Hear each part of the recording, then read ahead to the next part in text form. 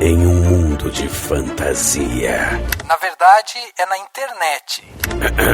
Em que os filmes são analisados. Também tem biografia, entrevista, debate, um monte de coisa, né? Sim, um podcast se destaca. Podcast Cinemação. Só no cinemação.com.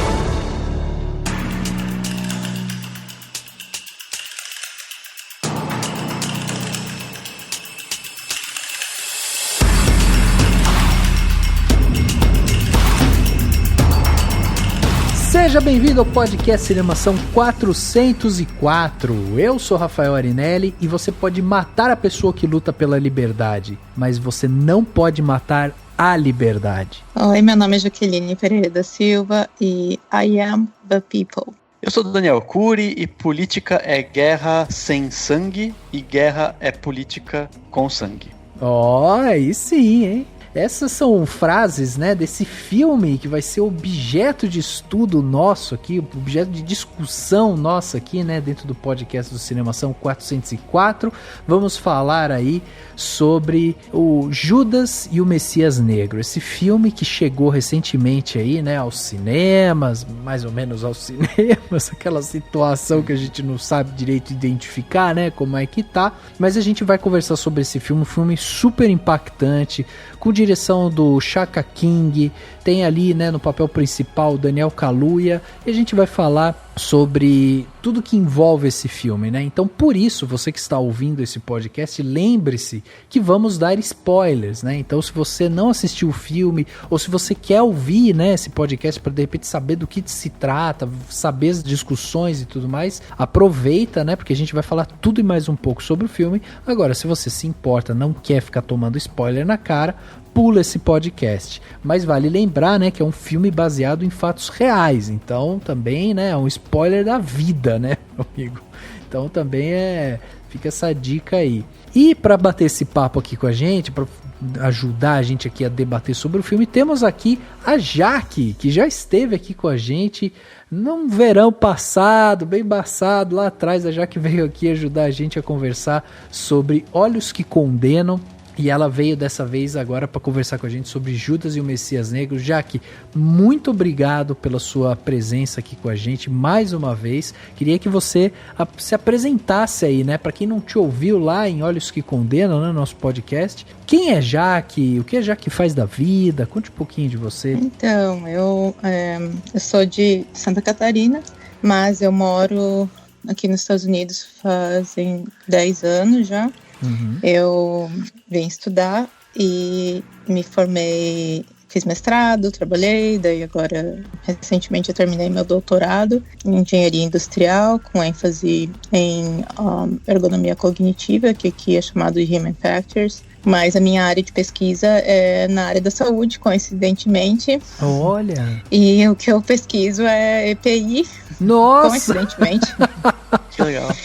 Eu trabalho na universidade, me formei, né, na University of Iowa, e eu continuo trabalhando como pesquisadora para eles num pós-doutorado, porque as pessoas têm uma ideia um pouco errada, eu acho. Eu não sei se é porque é bem diferente, mas aqui pós-doutorado é um trabalho, você é pesquisador, praticamente é isso. Uhum. E eu continuo fazendo a pesquisa que eu já fazia antes, que é em EPI, e a gente recebe dinheiro do Ministério da Saúde dos Estados Unidos, então toda a pesquisa é financiada pelo governo. A gente está olhando sobre como evitar que os trabalhadores da área da saúde se contaminem na hora que eles removem o EPI, que é geralmente um dos momentos onde acontece mais contaminações. Então essa é a minha pesquisa. Caraca, você teve bastante coisa para estudar. Sim, quando eu comecei, alguns anos atrás, eu lembro que eu estava escrevendo sobre epidemias e eu pensava, nossa, isso nunca vai acontecer. Nossa, que loucura, olha só, como o mundo dá voltas, não é mesmo? Uhum. Jaque, então... que demais ter você aqui com a gente. Obrigado, viu, pela presença mais uma vez aqui. Imagina, é um prazer participar e é muito legal poder ter esse contato com o Brasil dessa forma, assim, e também poder trazer um pouco da minha perspectiva, principalmente como mulher negra, dos dois lados do Brasil e daqui também, dos Estados Unidos. É bem legal, porque é bem diferente, assim. Sensacional. Muito bom, esse papo vai prometer, hein, Dani? Tô animado, hein, Dani? Tô louco pra falar desse filme. Também tô, e que bom que, né, finalmente filmes muito bons pra gente falar. Nossa, nem fala, verdade. Muito bem, vamos bater então esse papo sobre Judas e o Messias Negro logo depois do quadro Repercussão. Confira o que rolou durante a semana. Eu começo. Agora no Repercussão.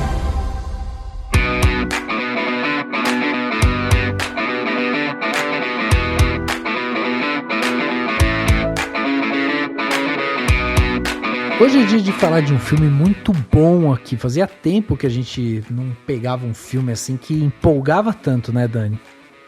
Sim, a gente pegou outros filmes bons, mas daí a gente juntou, então esse pelo menos é um podcast inteiro sobre um filme só.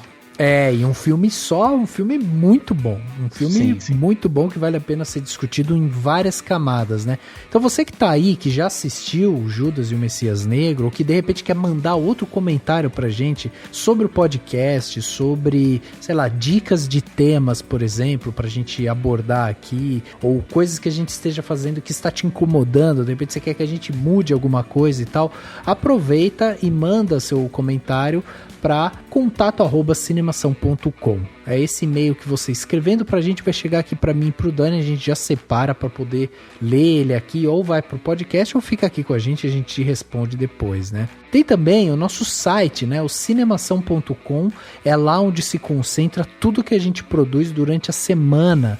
Então não é só podcast que a gente faz, tem muito artigo saindo lá, tem muita informação saindo sobre entretenimento, sobre cinema, tem muita opinião lá legal também, e tem mais autores escrevendo lá, né? Não é só eu e o Dani também. A gente tem lá o Geração M, que é um podcast aqui da casa, né? Um podcast irmão aqui do Cinemação, que tá saindo também quinzenalmente, um papo mais sobre cultura pop e tal. Recentemente, o último episódio, inclusive, do Geração M, o Henrique e o Xaxim, né? Os hosts do podcast, falaram sobre Pipoca e Nanquim, uma editora, né? De HQ, e eles deram várias dicas lá de HQs que eles gostam e tal. Então, um papo muito legal. Então, acessa o cinemação.com porque você vai encontrar tudo lá. Inclusive este podcast que está nos principais agregadores de podcast. Estamos no Spotify, no Deezer, no Google Podcast e no YouTube. Se você tem dificuldade, né, de acompanhar a gente em algum dos agregadores, né, de podcasts, você também pode acompanhar a gente, se inscrever lá no YouTube. Nosso canal lá também está crescendo bastante. Então vai lá, acompanhe a gente no cinemação.com. Lembrando também que você pode ser um patrão ou uma patroa do Cinemação. Você pode ser uma pessoa que contribui mensalmente com o valor que você acreditar que a gente merece receber todo mês e que couber no seu bolso também. Então entra lá no cinemação.com/contribua ou clica no Contribua que tiver na home do Cinemação e você vai, além de contribuir com a gente e ajudar a gente a fazer um podcast cada vez melhor, você também vai ganhar brinde todo ano a gente manda presente para as pessoas e você vai participar do Cinemação Premiere, que é o nosso grupo no WhatsApp. Um grupo no Zap para trocar ideia com a galera. Então entra lá, cinemação.com/contribua. Lembrando também você aí que quer receber, né, novidades sobre o mundo do cinema, sobre entretenimento e tal, nós estamos no Telegram. Pois é, lá tem um grupo do Telegram que você se inscreve e a partir daí você passa a receber frequentemente notícias, trailers, podcasts e tal, tudo que a gente está produzindo, que está saindo no site, a gente vai mandando lá para você, para que você esteja atento, né, às novidades aí do mercado, de notícia, né, alguma coisa bacana que tá saindo, a gente tá colocando lá. Além disso, de vez em quando sai lá um áudio do Dani comentando o podcast que foi gravado, às vezes sai alguma outra coisa diferente, uma enquete e tal. Então é um espaço lá aberto para quem quiser participar, é só você ir lá procurar por Cinemação dentro do Telegram, ou também, né, a gente tem link nesse post aqui, então você pode clicar, já vai ser direcionado direto lá para nossa salinha, né, do Telegram, uma salinha especial do Cinemação. Lembrando também que durante o mês de março O podcast é delas. A gente está fazendo parte da campanha O Podcast é Delas, que é uma iniciativa sensacional de dar mais espaço para as mulheres, de permitir que tenha cada vez mais mulheres fazendo podcasts e também sendo convidadas para participar de podcasts, porque afinal de contas a opinião das mulheres, a voz das mulheres é muito importante, e a campanha O Podcast é Delas permite que você também conheça outros podcasts e conheça outras iniciativas que vão te levar a conhecer, enfim, mais opiniões, mais pessoas inteligentes fazendo ótimos podcasts, vão, enfim, te permitir conhecer ainda mais podcasts. Então, você pode entrar no site, opodcastedelas.com.br, ou procurar pela hashtag O Podcast é Delas 2021, com todos os episódios de tantos podcasts que estão fazendo parte da campanha e que vão publicar com a hashtag. A gente tem muito orgulho e fica muito feliz de participar desse mês da campanha. E chegando aqui na parte onde as pessoas saíram dos seus armários e mandaram seus comentários aqui pra gente, a gente recebeu um comentário muito legal pelo Twitter, né? O Leonardo Gama mandou pra gente lá, fez uma confidência pra gente, foi muito bacana, é muito legal quando vocês expõem assim como vocês recebem os podcasts, como vocês se relacionam com os podcasts, e o Leonardo fez isso. Ele falou o seguinte: vocês me fazem companhia todos os dias, principalmente em um momento muito complicado que estou passando. Estou falando porque às vezes vocês não têm ideia da importância do trabalho de vocês. Ouço o podcast faz uns 13 anos, mas a minha última aquisição foi vocês, e não parei mais. Me identifiquei porque vi vocês apaixonados e aprendendo com o passar dos episódios. Quando bater o desânimo, lembrem disso e de mensagens como a minha, e não desistam. Olha aí, Dan, resistência, né? Você é a revolução, viu, Dani? Acho que a gente faz um pouquinho sim todos os dias, e que bom que tem gente que consegue usar o que a gente fala aqui também para também se ajudar e tudo mais. Que bom que a gente tá podendo fazer parte de alguma forma da vida das pessoas. E é isso, enquanto a gente tiver contribuindo, né, com o podcast, vamos estar aqui. Eu acho que não é demais, né, Dani, a gente falar que realmente, se você for ouvir os nossos podcasts, são mais de 400 episódios já, né, que estão no ar. Se você for ouvir podcasts mais velhos, né, dá pra ver que a gente mudou um pouquinho aí, né, nesse caminho, né? Sim, e é isso, a internet, tanto desde youtuber até podcaster, permite que você veja a evolução das pessoas. E claro, mesmo que se tiverem críticas aos nossos eus do passado, sim, manda aí, a gente tá disposto a discutir também. Mas saibam que a gente evoluiu, então lá atrás a gente pode ter falado bobagem, sei lá. O que significa que no futuro vamos estar melhores ainda. Sim.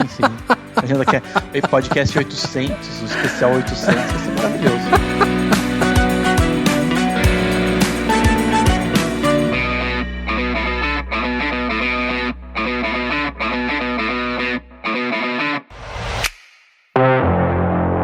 Repeat after me. I am a revolutionary. I am a revolutionary. I am a revolutionary. I am a revolutionary.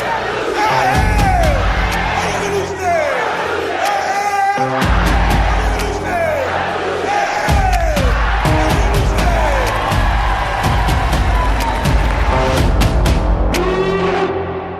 You're looking at 18 months for the stolen car, 5 years for impersonating a federal officer, or you can go home. The Black Panthers are forming a rainbow coalition of oppressed brothers and sisters of every color. Their aim is to sow hatred and inspire terror. I will learn all that I can. These ain't no terrorists. You can murder a liberator, but you can't murder liberation. You can murder a revolutionary, but you can't murder revolution. And you can murder a freedom fighter, but you can't murder freedom.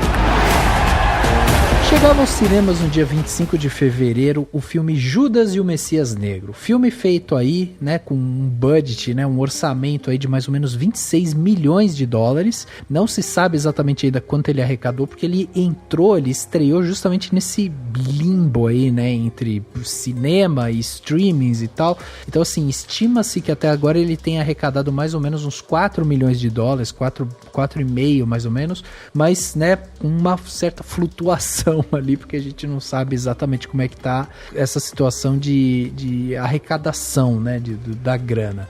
O filme ele é dirigido pelo Shaka King e temos aí também o Daniel Kaluuya, o Lakeith Stanfield e várias outras pessoas que o Dani daqui a pouco vai trazer aqui pra gente. E o filme conta a história da ascensão e queda do Fred Hampton, que foi um ativista, né, dos direitos dos negros e revolucionário, líder do Partido dos Panteras Negras, ali mais ou menos na década de 70, né, mais ou menos isso, 60, 70. Final da década de 60. É, exatamente.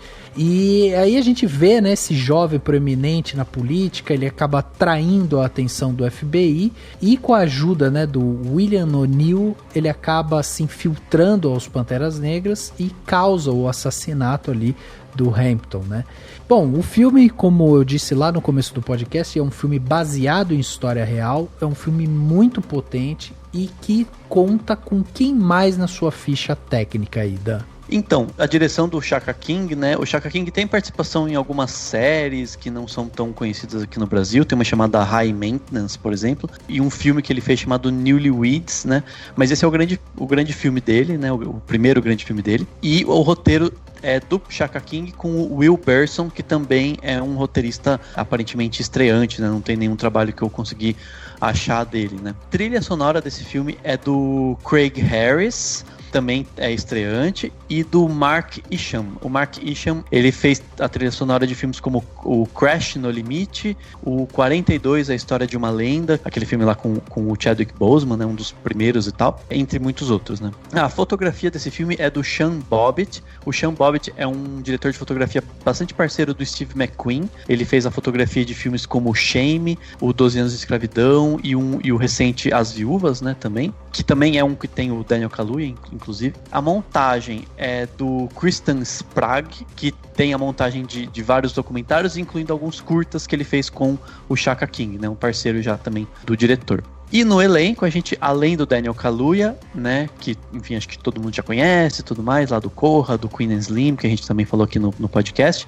Tem o Lakeith Stanfield, que também estava no Entre Facas e Segredos, tem muitos filmes, tem até um romancezinho Água com Açúcar da Netflix famoso aí que ele fez, entre outros filmes, né. Tem também a Dominique Fishback, que também tá lá no Power, que é um filme também que fez certo bafafá recente aí da Netflix. Ela tá no Ódio que Você Semeia, entre outros filmes. Tem também o Ashton Sanders, que a gente lembra do Moonlight. Tem o Darrell Britt Gibson, que estava no 3 Anúncios e na série Barry. E tem a presença do Martin Sheen, né, que, enfim, veteranaço, assim, todo mundo conhece ele e tudo mais, principalmente lá do Apocalipse Now. Martin Sheen tá com uma maquiagem super carregada, né, fazendo lá o diretor do FBI. E o Jesse Plemons, que estava no Irlandês e também um recente que chama Estou Pensando em Acabar com Tudo, que muita gente estava comentando. Uma coisa que é importante falar só também, o personagem do Daniel Kaluuya, né, que é o biografado aqui, apesar de tecnicamente não ser o protagonista, né, porque a gente tá vendo tudo pelos olhos do outro personagem, ele também tá lá no filme O Sete de Chicago, né. Então se você assiste o filme O Sete de Chicago, que a gente já até comentou aqui no Cinemação, tem lá o personagem do Bob Seale, que era dos Panteras Negras, que tava inicialmente no julgamento, depois sai, e aparece um cara que leva um documento e conversa com todo mundo lá na casa que estavam aqueles caras todos os famosos Sete de Chicago. Esse cara é o Fred Hampton, né? Vivido por um outro ator. Então é legal isso, assim, a gente tá com 2 grandes filmes nessa chamada corrida do Oscar, corrida das premiações, com chances de ganhar prêmios, que tem essas histórias que se conversam, né? Elas têm uma relação, elas têm tudo porque tem relação toda com a ação dos Panteras Negras e tudo mais. E aí o Sete de Chicago, a gente tá falando lá de um momento em que tem a participação rápida dos personagens que são os Panteras Negras e depois eles saem, mas eles se conversam. Caraca, isso explodiu minha cabeça, eu não tinha feito essa conexão ainda. Sim. E até tem uma referência bem breve aqui nesse filme, no Judas e o Messias Negro, que eles citam rapidamente alguma coisa do que aconteceu, das manifestações, que é o processo jurídico lá chamado Sete de Chicago. Cara, interessantíssimo, interessantíssimo. Pois é, como eu falei, né, um filme que ele é muito potente, né, um filme que vai justamente no cerne da questão, justamente no movimento negro sobre direitos civis e tal, num momento da história americana muito forte de manifestações e tal. E assim, é um filme que se passa também em um local, né, que teve esse fervor, né, Chicago ali e tal, onde justamente aconteceu todas as manifestações e tal, e inclusive recentemente também. Assim, eu acho que o filme, para começar, né, do início, eu acho muito feliz a gente ver o Shaka King começando o filme justamente trazendo cenas reais, né, ele vai fazendo isso, vai trazendo personalidades reais, vai trazendo entrevistas ali e tal, ele vai te posicionando no momento histórico que você tá vivendo. E aí ele desemboca justamente no depoimento, né, final ali daquele documentário e tal, que foi o documentário em que o Bill acabou contando muitas das coisas que aconteceram e tudo mais. E essa transição, logo no começo, né, ele começar com fatos reais e aí ele trazer, né, o Bill dentro aquele enquadramento já antigo, né, uma coisinha meio um por um ali, sabe, bem fechadinho e tal. Tudo aquilo vai te caminhando realmente, né, para você mergulhar na história e ver que a questão real é muito presente, né? Muito palpável, assim. Né? Quando eu comecei a ouvir, eu fiquei um pouco confusa que ele começou com a entrevista, né? Eu já tinha visto a entrevista dele no Eyes on the Prize, do documentário. Daí eu achei que foi bem impactante, assim, porque eu não esperava que ia começar com a entrevista do O'Neill. Então já começou impactante, na minha opinião, o filme em si. Sim, sim. E é legal que ele faz a pergunta, né? Ele acho que tem ele termina esse trechinho já com o Lakeith Stanfield, né, fazendo o personagem, sim, perguntando o que ele vai falar pro filho dele, né? É uma pergunta, né, que fizeram no documentário. E lá no fim eles voltam com a cena real, né? Do próprio Bill falando, né, dando a resposta dele. Então, eu acho que eu não sei, eu tenho uma coisa muito... Eu comecei a ensaiar uma visão interessante desse filme, que é assim, no fim das contas, e aí já tô indo pra uma conclusão, mas acho que ajuda a começar a discutir, eu acho que o filme é um grande olhar para esse personagem do Bill O'Neill com uma certa... tentando entender esse cara, né, que foi um informante e tudo mais. Então, eu acho que é legal isso, assim. Então, é como se esse filme, de certa forma, fosse aquilo pro Bill deixar pros filhos dele, né? Pro filho dele e tal, enfim. Nem sei se ele teve realmente filhos, se a pergunta foi retórica. Mas é um pouco isso, né? Assim, então é legal que o filme começa nesse ponto e volta. E fazendo até um paralelo, você falou, Rafa, no começo, que o filme começa com cenas reais, né? E uma cena muito bonita, tem uma música, né? Que eles falam, né? Que as chamas estão altas e é porque os negros não estão de brincadeira, não sei qual que seria a melhor tradução, que eles não estão brincando, eles estão, né, numa luta muito séria e tal. É uma coisa muito bonita e é muito impactante já no começo. E é legal que isso conversa, de certa forma, com uma prática que a gente tem visto recentemente nos últimos filmes do Spike Lee, que, enfim, é um dos grandes nomes dos grandes diretores negros americanos, se não o maior, né, enfim, que geralmente tende a deixar isso só pro final, né? Tipo, ele geralmente ele começa na história fictícia e só lá no final ele vai te jogar a realidade com cenas reais, com coisas mais pesadas e tal, ou que te dão algum tipo de choque. Essa parte...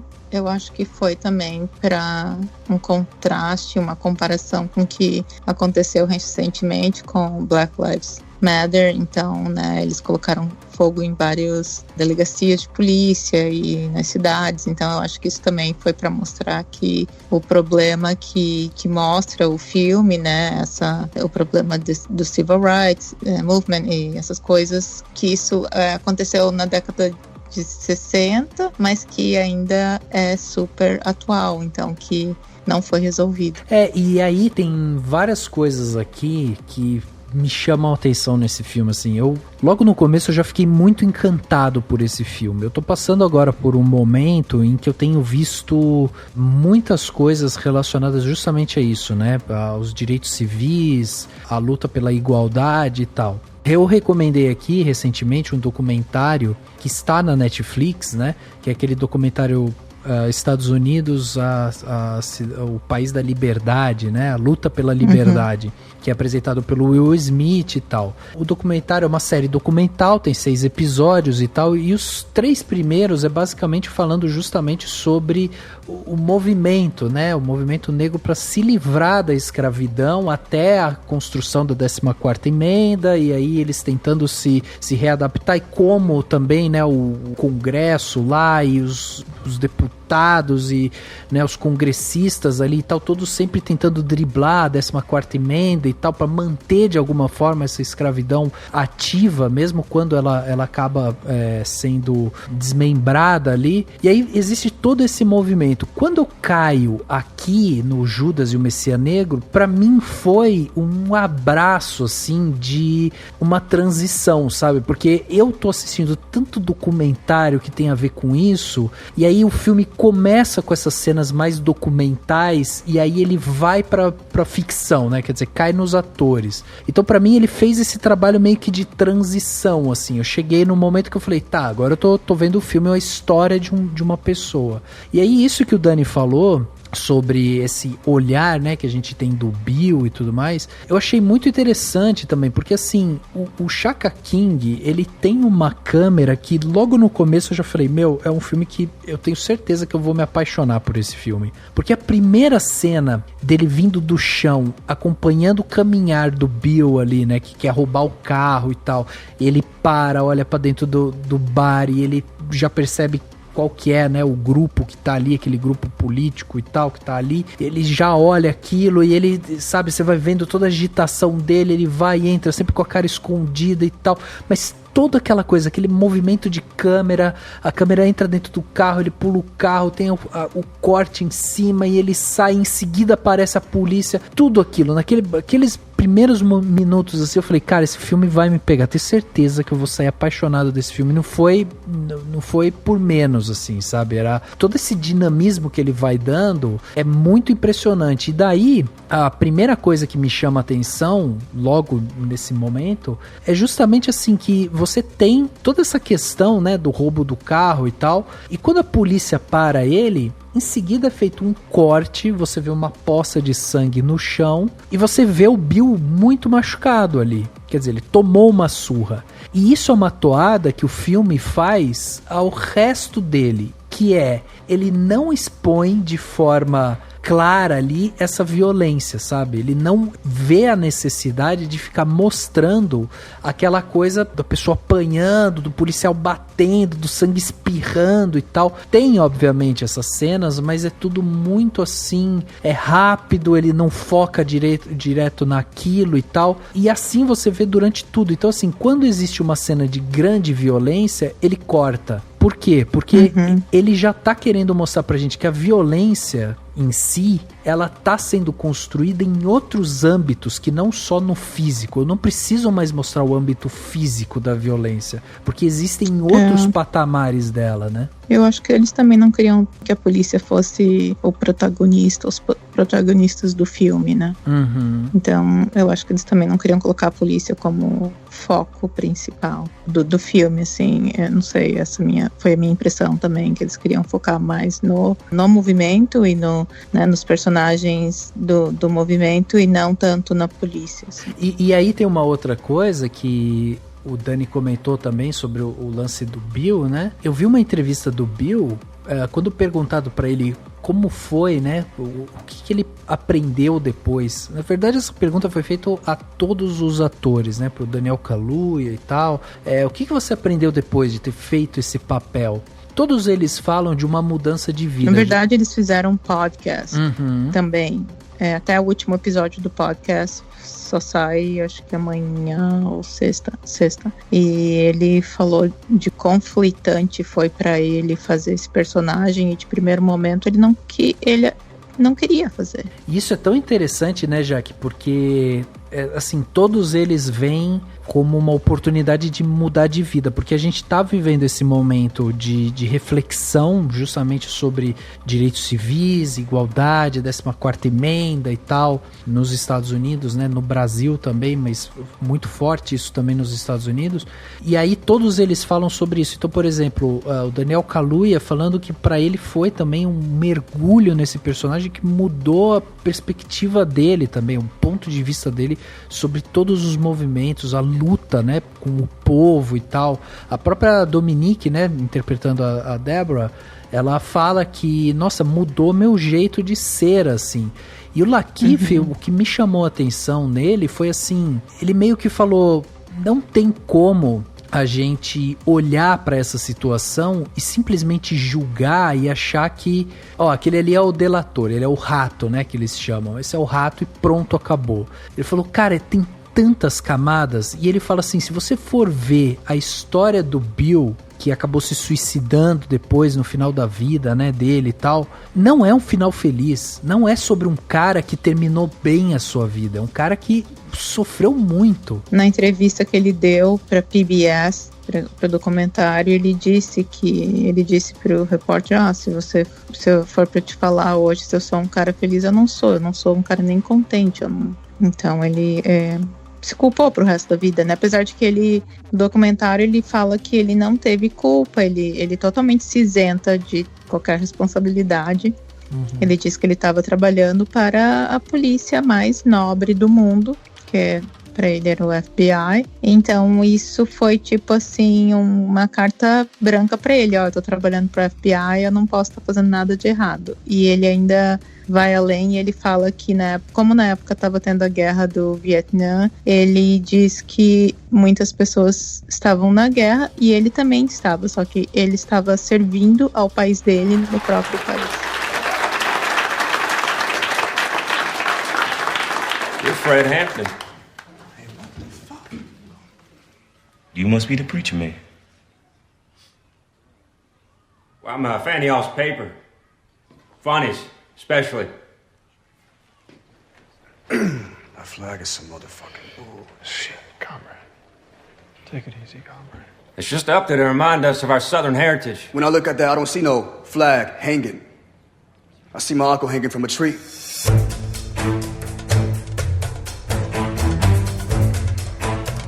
E Jaque, eu queria até saber, assim, a sua visão, porque uma das coisas que me chamou a atenção no filme foi que a gente tem esse personagem, né, do Jesse Plemons, que ele conversa bastante com o Bill e tal, mas tem vários momentos em que é feita uma falsa correlação entre o clã e os Panteras Negras, sabe? E aí eu queria saber de você um pouco isso, porque assim, é muito impactante a hora que você assiste o filme e você tem aquele momento, né, em que a gente vê aquele diretor perguntando, né, pro Roy ali, o que você faria se a sua filha trouxesse aqui um jovem negro pra dentro da sua casa? Ele fica meio sem saber o que responder, e aí aquilo é tão impactante porque o cara coloca em jogo todo o way of life, né? O American way of life. Então ele coloca isso como se fosse realmente uma guerra, é um momento ali que eles podem perder tudo, que tudo isso está em jogo. E por que eu digo que é uma falsa relevância assim entre o clã e o Panteras Negras? É porque um não passou por nenhum décimo da opressão que o outro passou, entendeu? É completamente desproporcional. O clã não passou por opressão nenhuma, né? Nenhuma, exatamente. É assim, completamente desproporcional, né? Eles só queriam se manter supremos, né? Eles queriam se manter no poder. Então, né, eles acham que existe até hoje, eles consideram que os brancos são superiores e eles não queriam deixar os negros... queriam continuar oprimindo os negros de algum jeito ou de outro. Então eles estavam bem de acordo. Na verdade, eles existem até hoje porque o governo está de acordo com eles, né? O governo estava lutando contra os Panthers porque eles viram que agora a gente tem medo porque eles não estão brincando, eles estão falando sério. A partir do momento que antes era um movimento pacífico pelo Dr. King, agora tá todo mundo de arma, né? E são todos intelectuais, esse pessoal foi para a universidade, eles não eram qualquer um, né? Eles eram pessoas inteligentes, eram pessoas que se formaram, né? Que foram à universidade e estavam se unindo. Então, eles ficaram... Black Panthers foi muito mais ameaçador do que qualquer outro grupo ou qualquer outro movimento para o governo e para o país em si. País racista. E você vê esse discurso se repetir, tipo, 40 anos depois, 50 anos depois, é um choque, né? Porque, pô, a sociedade não evolui, não é possível, né? E aí quando você vê hoje esses movimentos do Black Lives Matter, você vê vindo, principalmente quando o Trump estava no poder, você vê justamente esse mesmo discurso emanando da Casa Branca, né? Que é justamente essa, tipo, a luta pelo nosso estilo de vida e tal, como se realmente estivesse em ameaça, sendo que nunca esteve, né? Não, nunca esteve. Esse filme, eu acho que foi o melhor filme de todos os tempos para mostrar mesmo o Black Panther Party, o que eles eram e o que eles lutavam, porque eu acho que a história deles também foi muito oprimida, né? Eles são assim, mostrados como terroristas, né? Essa história, isso que plantaram na época foi tão forte que até hoje essa imagem continua forte deles, né? Não só para pessoas que não tiveram educação, que não tiveram acesso, mas para bastante gente que acredita que eles eram mesmo terroristas, e essa imagem que foi vendida deles na mídia e pelo governo continuou muito forte, apesar de todo o movimento negro tentar mostrar uma outra história, mas assim, quando Hollywood mostra de uma forma assim, meio que a verdade é diferente do que antes. Já teve documentário, já teve outros filmes, mas nada igual, nada tão impactante quanto esse filme de agora, e mostrar como o que eles queriam era uma sociedade igualitária, né? Nada mais que isso. Foi bem interessante ver. E também uma das coisas foi que eles, para fazer o filme, várias pessoas tinham tentado fazer o filme, né, mostrando a história dele e do Fred Hampton, mas a família nunca tinha aceitado. Por anos e anos e anos.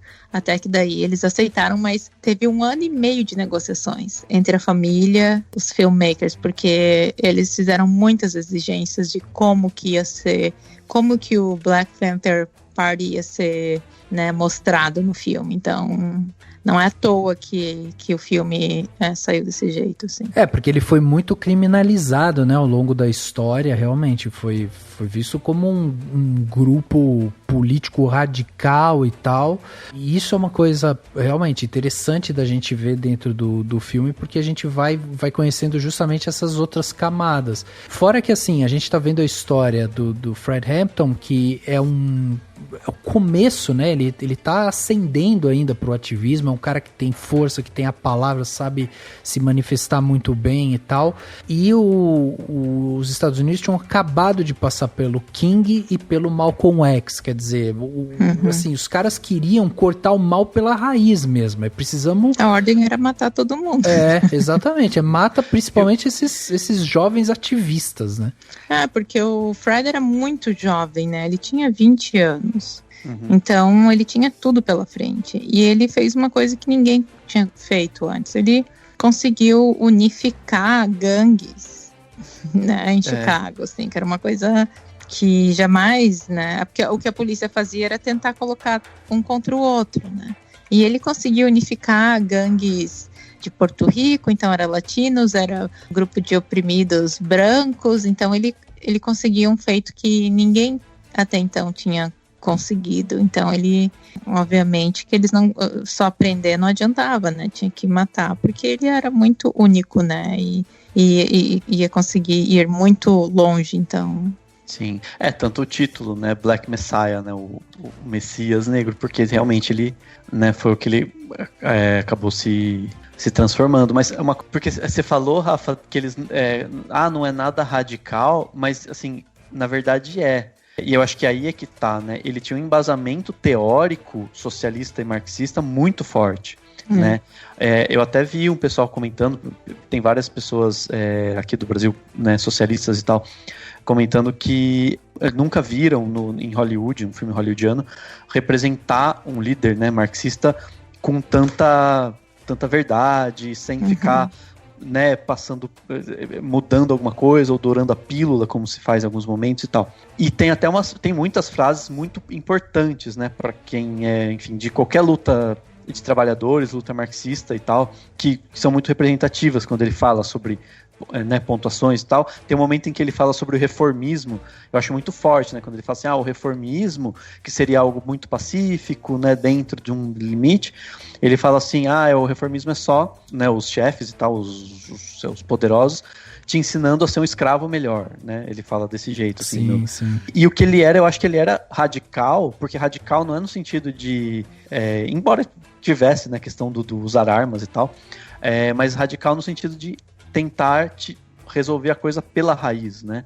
E é aí que você incomoda, né? Quando você é de um grupo que é radical no sentido de tentar reduzir a coisa pela raiz, você vai ter falso paralelismo, então vão comparar os caras que compararam com a Klan, que né, não faz o menor sentido, vai realmente incomodar e vai causar realmente uma resposta, né, dos grupos poderosos e tal. E aí dá pra fazer até paralelos com coisas muito atuais, assim, né? Recentemente teve um candidato à prefeitura da maior cidade do Brasil, ficavam chamando ele, falando que ele é muito radical e tudo que ele queria era colocar pessoas que moram na rua pra morar em casa. Tipo, isso é radical, assim, no sentido de você vai resolver o problema na raiz.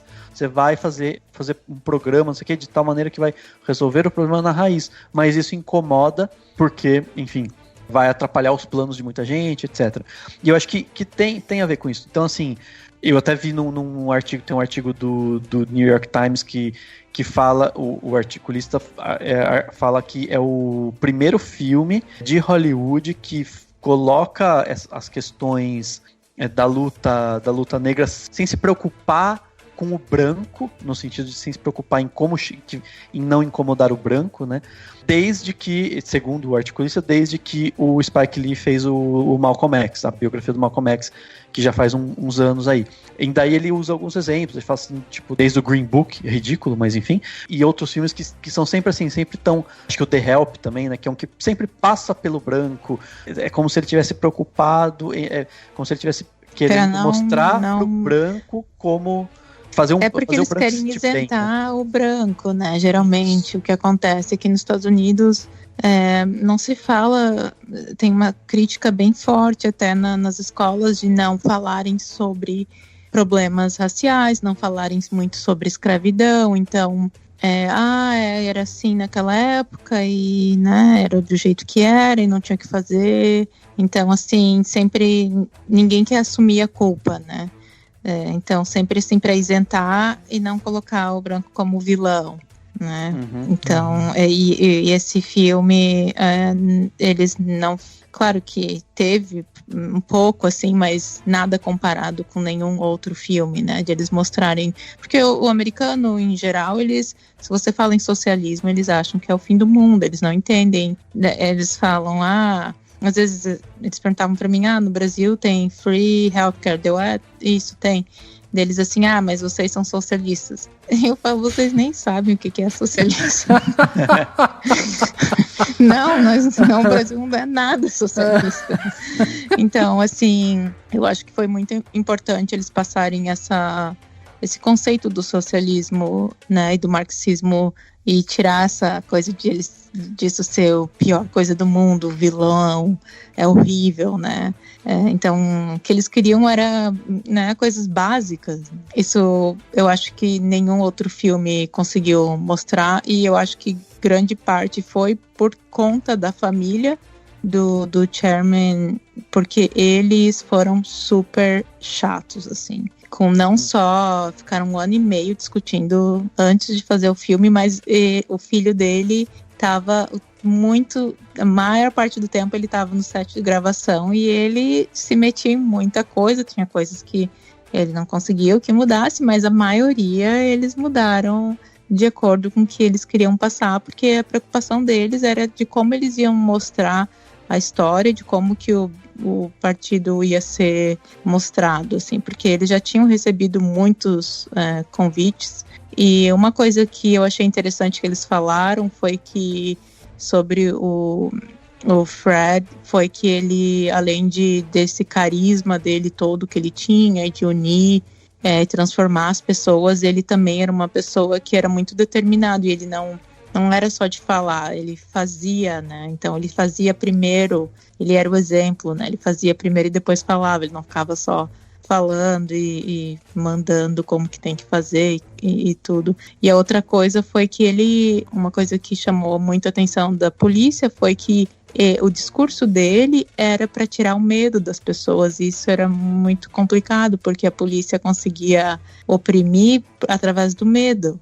E agora vem alguém e fala que não é para ter medo, que, né, você tem que ser um revolucionário, que você tem que, se você tem medo, você é covarde, você tem que, né, dar sua vida pelas suas pessoas, né? Então, esse negócio de tirar o medo e fazer as pessoas ficarem, que se eu morrer, eu vou morrer por uma boa causa, e não ter mais esse medo de morrer, também foi bem perigoso, assim. A polícia viu isso, ele vai acabar né, vencendo a gente, né, com esse discurso dele. Não, e essa parte do discurso dele, nossa, eu tava aqui na sala da minha casa gritando, eu sou um revolucionário.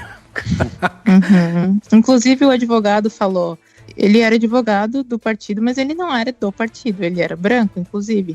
Mas ele disse que quando ele tava, assim, ouvindo o speech dele, ele começava a falar isso, ele falou que ele, sem se dar conta, tava gritando junto, assim.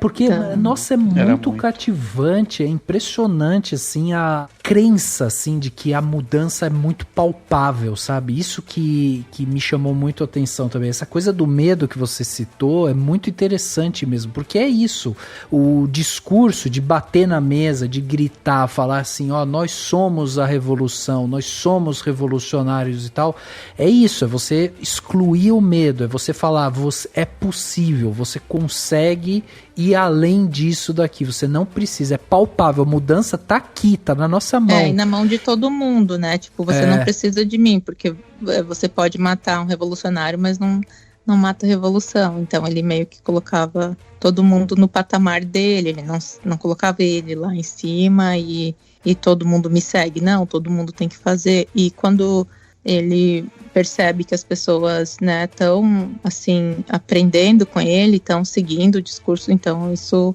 eu acho que eu estou me antecipando, mas quando ele vê que eles reconstruíram, né, o que foi destruído pela polícia, sem ele estar lá, para ele aquilo ali ele venceu, né? Exato. So, what can I do for you? Well, I want to know what we can do for each other. Y'all doing some great work mobilizing young brothers on the South Side. We are part of a national organization dedicated to the liberation of oppressed people everywhere. This nigga got some $1 million words, don't he?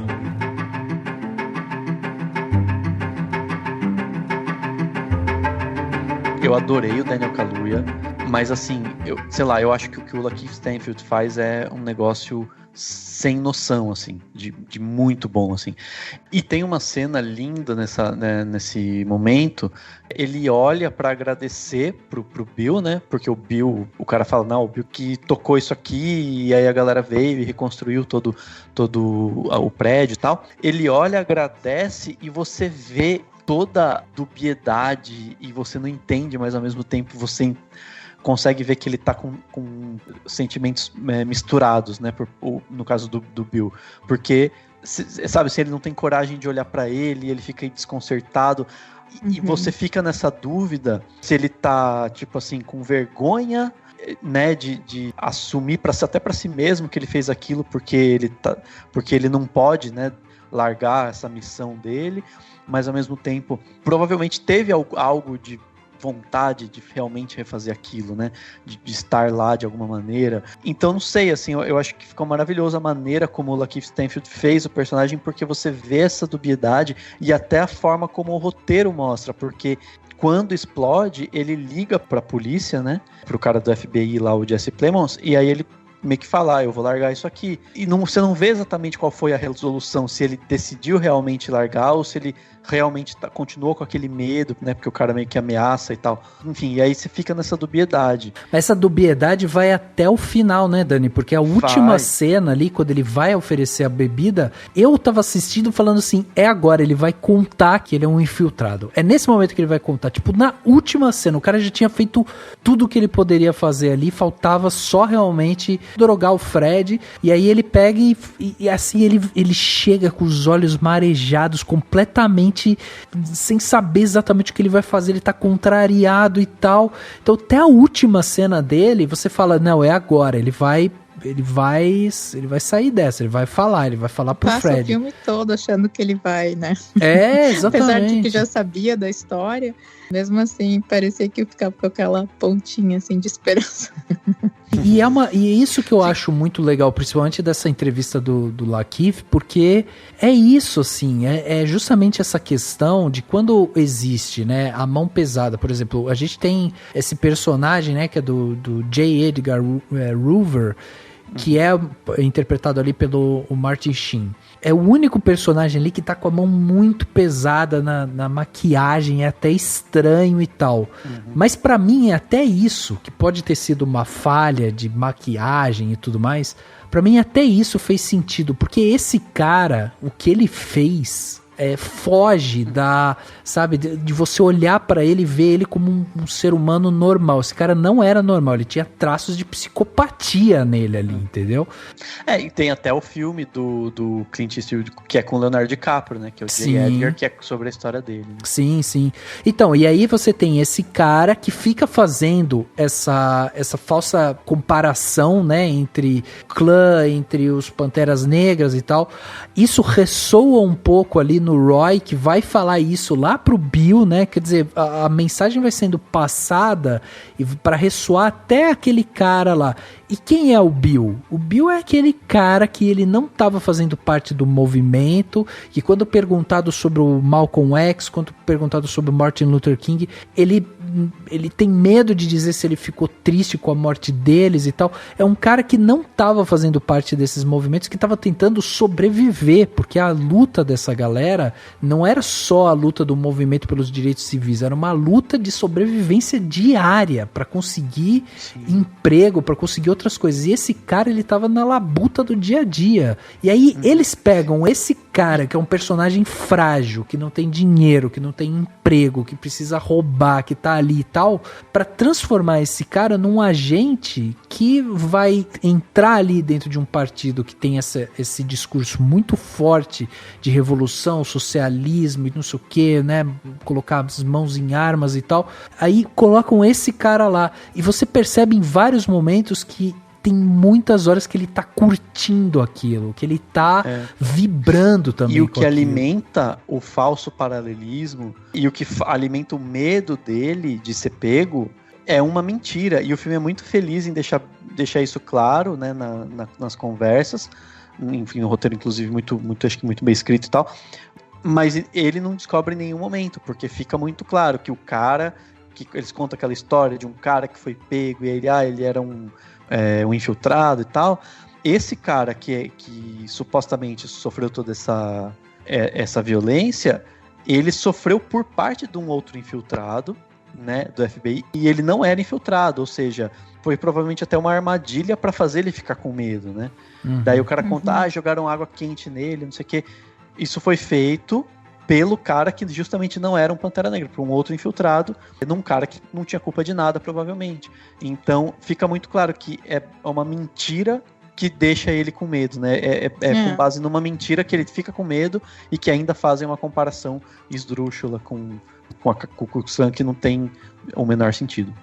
Mas o FBI também, eles escolheram muito bem, assim. Então, por exemplo, o Bill, ele era bem jovem, mas ele era um criminoso, ele já estava assim, né, envolvido com outros crimes, e quando ele ali no filme parece que ele foi pego e já foi convidado, mas na verdade ele ficou preso por uns tempos.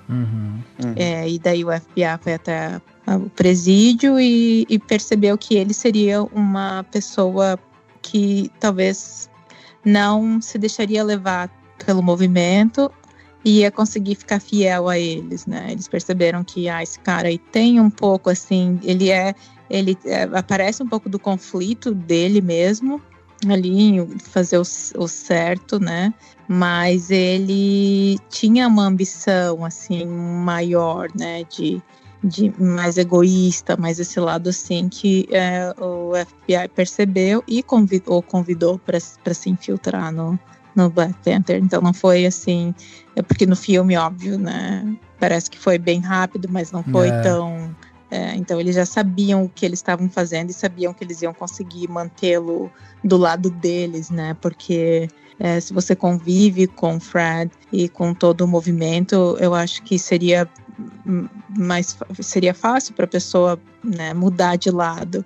Mas eles conseguiram, claro, com o discurso deles e com o medo e tudo mais, mas também o que pesou bastante foi a ambição dele, porque ele ganhava bastante dinheiro, não mostrou tanto no filme, mas ele ganhava bastante dinheiro toda vez que ele passava informação. Então, cara, o cara era super pobre, tinha que roubar para sobreviver. Agora eu tô aqui sendo polícia, que ele fingia ser, né? Realmente é verdade aquilo ali, ele fingia ser do FBI, daí agora ele era do FBI, né? Porque o Jess ali, que era o Roy Mitchell no filme, ele também era esperto, ele falava, não, você trabalha pra mim, querendo dizer, você trabalha pro FBI, você é do nosso lado, né? Então, botava aquela coisa assim de, o que ele, poxa, antes eu usava um badge falso pra roubar as pessoas, agora eu sou do FBI. Então isso também foi bem claro, né, porque eles têm a inteligência deles, não é à toa, e souberam usar muito bem, né, no Bill. Mas é um perfil que eles buscam, né, já que muito específico, assim, que é um perfil frágil, que pode ser manipulado. Então, assim, é uma atitude muito covarde, assim, né, da atitude, assim, de, vamos pegar esse cara e, sabe, tentar ali ir levando ele dessa forma. Então é muito, muito complicado isso mesmo, porque... Principalmente porque ele usava né, ele se fazia passar pelo FBI. Então, uma pessoa dessa, agora você é do FBI. Exatamente. E vocês falando disso me fez pensar numa coisa que eu percebi muito quando eu tava... enfim, foi uma sensação muito forte que eu tive vendo o filme, que daí em relação à produção mesmo, assim, ele é um filme muito rápido, né, assim, você fala, é muito rápido, mostra tudo, mas ele é um rápido não no sentido de acelerado, pelo menos não foi a sensação que eu tive, né, no sentido de ter alguns filmes, principalmente algumas cinebiografias, né, que são aceleradas demais, fala, nossa, é muita coisa ao mesmo tempo, ou enfim. Esse, ele é rápido no sentido de que ele é focado na ação, né, ele é focado na sequência de acontecimentos. Então você percebe as nuances do caso do Bill, por exemplo, na atuação do ator, mas não... O filme não fica, né, o filme, sei lá, não fica mostrando onde ele mora, ou não fica preocupado com detalhes. Ele mostra a relação do Fred Hampton lá com a Deborah, mostram algumas coisas, mas ele não está preocupado em se aprofundar demais. Esse aprofundamento vai na ação, vai naquilo que eles fazem, na maneira como eles respondem, né, nos diálogos e nas atuações. Com certeza tem vários cineastas que fariam filmes, sei lá, talvez com aquela preocupação em ter aqueles arcos, então, sabe assim, ia ter um tempo para mostrar determinados detalhes da personalidade, ou disso ou daquilo, ou apresentar todos os personagens, se demorar um pouco em um ou outro. E esse filme tem essa efetividade por meio de coisas que são todas muito, muito eficientes e muito bem feitas, mas ao mesmo tempo elas são postas e o filme segue com os acontecimentos. Então eu acho isso muito legal, assim. Ele é um filme... Ele me lembrou de uma certa forma, uma coisa muito louca, que é quando na literatura, quando sai sabe, entra no movimento realista, que eles falam, você para de olhar para o personagem de maneira a ver o que ele está pensando. Você percebe o que ele está pensando só pelas suas ações. E é meio que isso, assim, sabe? Eu acho que você entende os personagens pelas ações que eles estão realizando. E o filme não para, mas ao mesmo tempo ele não é aquele acelerado que incomoda, ele é um acelerado importante. E aí entra também as escolhas, porque o Shaka King, ele tem escolhas bem pontuais, ele tem uma direção segura, assim, e ele tem escolhas bem pontuais de coisas, de coisas que seriam firulas para alguns diretores. Então, ele usa um zoom, né, tem aquele zoom que a câmera se aproxima e vai dando zoom out, né. Acho que na hora que o Lakeith, né, o Bill chega na casa lá que pegou fogo, né, na parte do partido que pegou fogo.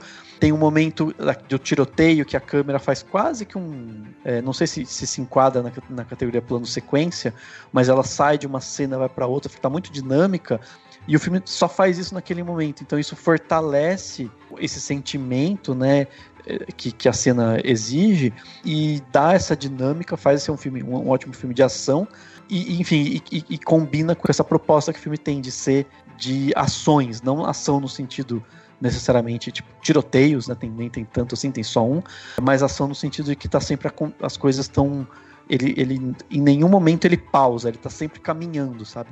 Que isso que você falou é justamente essa questão do dinamismo, né? Que é essa câmera e esse jeito de contar a história do Shaka King, que foi uma das coisas que logo de cara me chamou muito a atenção. Essa primeira câmera que vai acompanhando os passos ali, né, do Bill pela calçada e tal, e aí ela para, sobe, traz, sabe, vem pra perto dele, não revela direito o rosto dele, ele se encosta no muro ali, você tem toda uma movimentação que é muito interessante de você ver, é muito fluida, assim. O movimento do sobretudo dele. Voando. E depois ele repete isso em vários outros momentos. Tipo, tem várias cenas dentro do carro que são muito boas, assim. Tem cenas que... Vou dar um exemplo. Tem 2 cenas em que primeiro ele entra no carro, depois tem uma outra que ele sai de dentro do carro. Uma é dentro daquele sonho, né? Ele tem um rápido sonho, assim, que ele entra, que é o Bill apontando a arma pro próprio Bill, né? Pra demonstrar ali a perturbação do personagem e tal. Mas é uma cena em que a câmera ela tá fixa no carro, né? Você vê o painel do carro ali. E ele faz aquilo tudo muito simétrico, sabe? Você vê o alinhamento do painel muito certinho e tal, a porta parando no meio e tal. Então você vê assim, tudo muito alinhado ali. E tudo isso para mostrar justamente essas simetrias, né, da relação ali. Porque geralmente ele faz isso quando ele tá mostrando tá falando do Bill. E quem é o Bill? É o cara calculista, é o cara que tá pensando nas coisas, é o cara que tá contando os espaços, que tá vendo como se enquadrar, se encaixar dentro daquilo ali. Então ele traz essas artimanhas visuais que vai te levando cada vez mais pra dentro do personagem sem você perceber, porque quando você passa por uma cena super enquadradinha que tá falando do Bill, você não percebe isso, mas você tá vendo uma cena de um cara que tá enquadrado, ele tá enquadrado dentro do FBI, ele tá enquadrado dentro daquela situação. Então assim, você vê uma série, né, de questões ali que você vai vendo que tipo, ele trabalha muito bem. Essa câmera do Shaka King me encantou, assim. Sabe uma que é uma cena que é interessante? Assim, tem a cena que ele tá sendo convidado pela FBI, né? Basicamente, lá ainda preso e tal, com machucado na cara. E aí tem logo em seguida uma cena do Fred Hampton, num discurso, numa reunião e tal. Depois é uma aula, é uma cena de uma aula deles. E essa cena de aula, tipo, tá mostrando a aula, você não ouviu a resposta do Bill, né, tipo, dizendo se ele aceitou ou não, e aí a câmera só vai passeando, assim, sutilmente, e de repente, tipo, ela se até assusta, fala, nossa, ele tá na aula, sabe, tipo, ele tá assistindo essa aula dos Panteras Negras e tal. Então ela meio que assusta, mas é um dinamismo, a cena tá mostrando, ele tá dando uma aula falando sobre acho que até armas, inclusive, o povo, as pessoas, a luta e tal, e de repente só desliza assim, tá lá o Bill assistindo essa aula, ou seja, você entende que ele aceitou, né, a proposta e disse sim e tudo mais, mas não tem uma... Tipo, ela sabe assim, ela começa, ela vai fluindo até chegar nele, e ela cria até um susto, assim, você não tava... Sabe assim, você acha que o filme vai... Sei lá, se você tiver desavisado e for ver o filme, você vai por um momento achar que ele vai mostrar, que ele vai centralizar totalmente agora no Fred Hampton, né? E aí ele só desliza, é como se ele estivesse dizendo assim, ó, é sobre o Fred Hampton, mas o olhar é desse cara aqui, ó. E aí ele volta, e aí tem a toada Isso bem no começo do filme, inclusive, né? E aí tem toda a continuidade da história, assim. Sim, sim. E naquela cena que ele tá discursando na igreja, foi bem impactante também, porque ele é o The Black Messiah e atrás tem uma cruz, né? Então eu achei bem legal também essa cena de mostrá-lo como Black Messiah na igreja com a cruz atrás dele. E essa cena também é interessante, né, Jaque? Porque naquele momento que você percebe que o Bill, ele tá realmente se deixando levar pelo momento, ele tá comprando o discurso do Fred, ele tá gritando junto, tá fazendo punho e riste ali e tal, de repente ele é capturado pela imagem do Roy ali, e o Roy toma dele toda aquela vitalidade que ele estava tendo. Ele imediatamente fica reprimido, ele já não olha direito, ele já muda completamente o comportamento. Sim, né? Foi. Não, é sensacional mesmo. You can murder a liberator, but you can't murder liberation. You can murder a revolutionary, but you can't murder revolution. And you can murder a freedom fighter, but you can't murder freedom.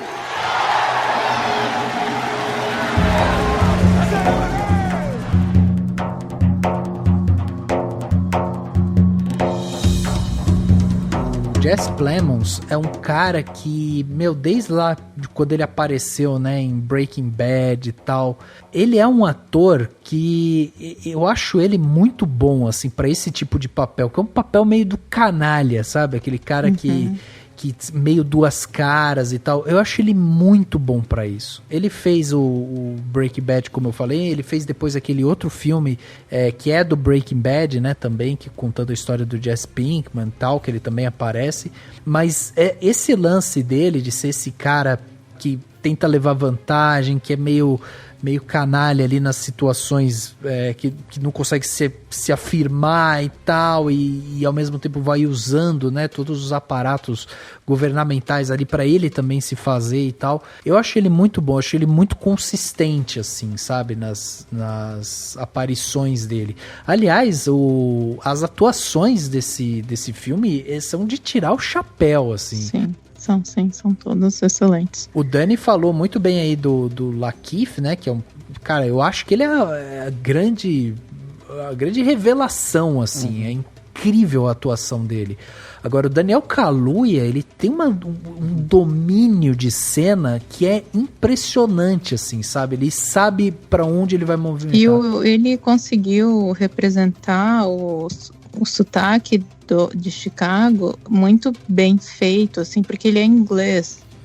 Exato. E ele conseguiu representar o sotaque verdadeiro da época de Chicago, que era uma mistura meio do sul com o meio dos Estados Unidos, e foi muito bem feito, e o jeito que ele fala bem rápido, como o Fred falava, que eu escutei uns discursos do Fred, então ele fez muitíssimo bem, principalmente para uma pessoa que não é americano, mas ele disse que ele veio a Chicago, ele veio porque uma das exigências da família também foi se encontrar com os atores principais, eles foram até a casa deles, mas ele falou que ele veio até Chicago e passou um tempo conhecendo os lugares onde tudo tinha acontecido. Ele foi às escolas onde o Fred estudou, ele fez a tarefa de casa dele muito bem feita. Nossa, e mostra no filme.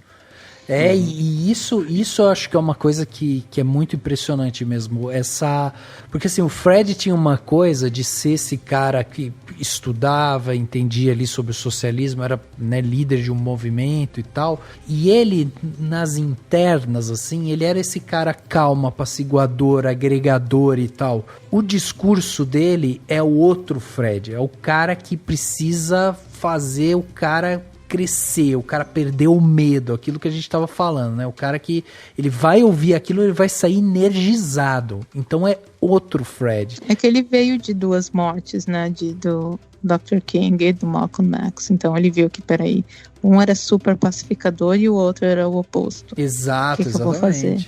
E ele, desde criança, a mãe dele, primeiro que a mãe dele foi babá do Emmett Till. Então ele já nasceu com todo esse background de acontecimentos, e ele também, eles falam que ele nasceu um revolucionário, porque ele desde, acho que com 10 anos, ele cozinhava e chamava as crianças do bairro que não tinham o que comer e fazia café da manhã para elas. Caraca, né? Então, que desde bem pequeno. Ele estudou numa escola, numa high school que não era segregada, que era bem difícil de ter, porque na época ele morava num bairro de classe média, baixa, mas não era completamente baixa, então tinha escola misturada, e ele tinha muita briga, porque não é porque era misturada que estava todo mundo se dando bem, né? Uhum. O que ele fez foi, ele unificou a escola. Então, ele unificou os brancos com os negros na escola. Então, ele fez... Que incrível. Ele já começou fazendo isso. Então, ele já era dele, né? Já meio que nasceu assim. Isso é uma coisa que eu acho que a gente precisa ver muito, sabe? Porque, por exemplo, eu não conhecia quem era Fred Hampton. Eu nunca tinha ouvido falar dele. A gente escuta muito, principalmente aqui, né, na América do Sul e tal, a gente escuta isso, Malcolm X, Martin Luther King e tal, que foram movimentaram muitas massas, tiveram um movimento muito forte, né, inclusive batendo de frente com o governo, negociando com presidentes e tal. Então a gente conhece a história desses caras que foram caras grandes também dentro desse movimento, né, de direitos civis e tudo mais. Agora, essas histórias menores no sentido de o cara não chegou, não deu tempo dele, né, conseguir... É porque eu acho que foi muito criminalizado o partido, né? Uhum. Então teve esse problema, e também ele começou na Califórnia, então o que mostra mais é a Califórnia, e os outros chapters em outras partes do país não foram muito divulgados. E o Black Panther, né, eu acho que a imagem que mais aparece hoje é da Angela Davis. Então ela ainda, né, é a mais conhecida do Black Panther Movement. E esse filme, assim, tipo, mais ou menos, né? Mas assim, nesses últimos anos, mas principalmente esse momento aqui, colocando no termo, na questão da corrida do Oscar, a gente vai ter provavelmente a primeira indicação de atores principais e coadjuvantes com maior número de pessoas não brancas, né, indicadas e tal. Vem muito... finalmente, assim, a resposta, ela demora para vir, né, na produção dos filmes, como uma resposta lá da campanha Oscar So White, né? Sim. Que já faz uns anos aí que teve todo aquele movimento. Então, assim, ele tá nesse contexto, e ele é uma resposta justamente da conjuntura, né, do Oscar So White, da necessidade de se ter mais produtores, diretores, enfim, roteiristas negros fazendo filme em Hollywood, junto com a recente, né, as recentes manifestações do Black Lives Matter. Então esse filme, ele é muito isso. Então acho que também faz parte desse momento você resgatar essas histórias, né, que não foram contadas, como o Rafa comentou, né, e que daí talvez nos Estados Unidos muita gente saiba, né, já tenha ouvido falar, mas chega no Brasil, por exemplo, né, pouca gente tinha ouvido falar do Fred Hampton e tudo então, mais. Mas eu acho que é isso que eu acho que é importante da gente ressaltar, porque assim, quando você assiste um filme desse, as pessoas podem às vezes assistir e falar, pô, eu entendo lá o medo do J. Edgar Hoover lá, né, sobre essa falsa comparação, né, entre o movimento do clã e o movimento dos Panteras Negras. Eu entendo os caras quererem terminar com esse partido, achar que esse partido era um partido, sei lá, terrorista, porque eles poderiam acabar com esse American Way of Life e tal. Então, assim, você quando vai assistir um negócio desse, e eu acho que é isso que é o mais importante, o quão importante é a gente ter um diretor como Shaka King trazendo a história de pessoas que fizeram parte dessa luta dos direitos civis, do movimento negro nos Estados Unidos e tal, porque sem esses caras, sem o Shaka King, sem essa galera, essas histórias continuariam marginalizadas, restritas e tal. E é por isso que a gente... Ou contados de forma errada. Ou contadas de forma errada, exatamente.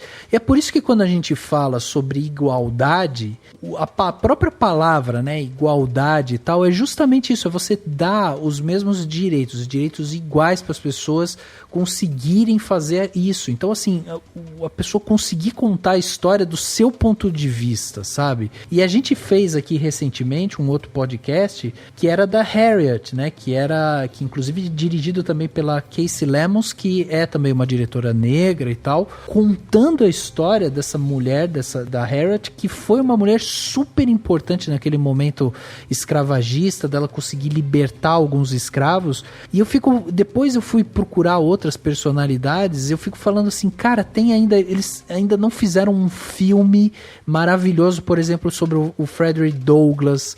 Tem ainda histórias para contar, por exemplo, da Ida B. Wells, que é uma mulher incrível também, que tipo lutava, ela que denunciava quando tinha agressão, né, quando já tinha acontecido a abolição e tudo mais, ela que ia lá, ela fazia um trabalho de jornalismo, contando exatamente o que estava acontecendo, aqueles massacres que aconteciam no sul do país e tal. Então, assim, quando a gente está falando disso, quando a gente vê a galera lutando, indo pra rua, falando que vidas pretas importam, sim.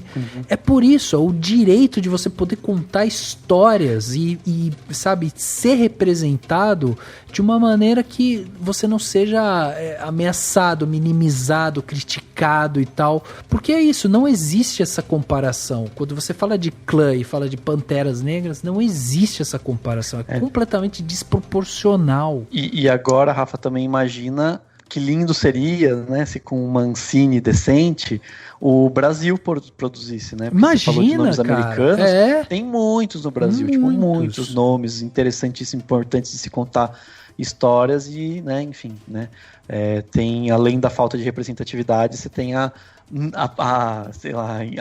improdutividade, né, do financiamento do cinema, né? Exato. E eu achei muito legal como eles mostraram que o uso de armas pelos Black Panthers era de defesa, né? Era para eles se defenderem, era self-defense, não era porque eles queriam matar todo mundo, é porque estavam matando. Exato. E eles estavam sendo exterminados. Então, se eles não tivessem arma, eles só iam continuar sendo mortos, né? E não era tanto que o Bill, ele que meio que tentava fazer mais, assim, coisas radicais. Ele queria que, né, ele trouxe aquela bomba lá e o Fred ficou super chocado e falou que não era isso que eles estavam tentando fazer. Então, acho que o filme, não sei se mostra tanto essa parte, mas o Fred ele fazia os discursos dele, mas ele sempre... Se for olhar a história dele, ele sempre deixava bem claro que a arma era só para se defender, não era para sair matando todo mundo, assim. Tem o discurso dele que ele fala, né, para matar os policiais, mas é porque a mesma coisa que se fala hoje, porque os policiais estavam exterminando todas as minorias, né? Então, era mais por isso. E a parte de que uma das coisas que me chamou muita atenção, que mostra no filme, de ele falando que ele estava educando. Então, uma das coisas que era muito importante para ele era educar. Ele tinha essas aulas. E também você só podia entrar pro partido se você fizesse não sei quantas horas de aula.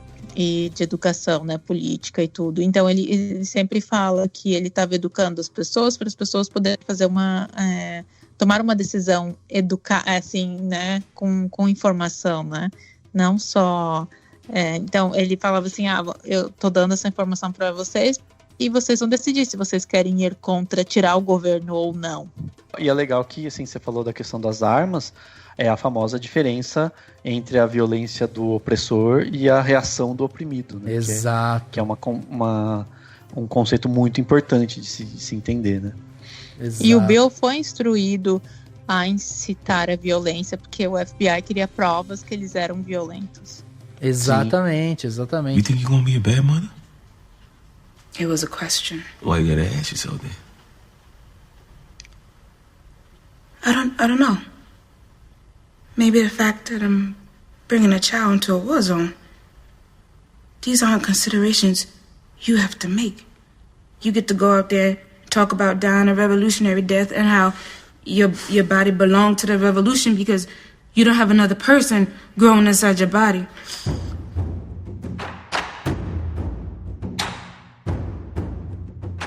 Aliás, né, tem aquela cena muito boa também de quando o Fred tá em casa e ele recebe a notícia que ele vai ter que voltar pra cadeia, e aí a Deborah chega ali e ele tá olhando uns papéis e tal, e ela fala, o que você tá fazendo? Ele fala, tô rememorando algumas coisas. Ela pega um pedaço de jornal e aí tem aquela história, né, daquele garoto...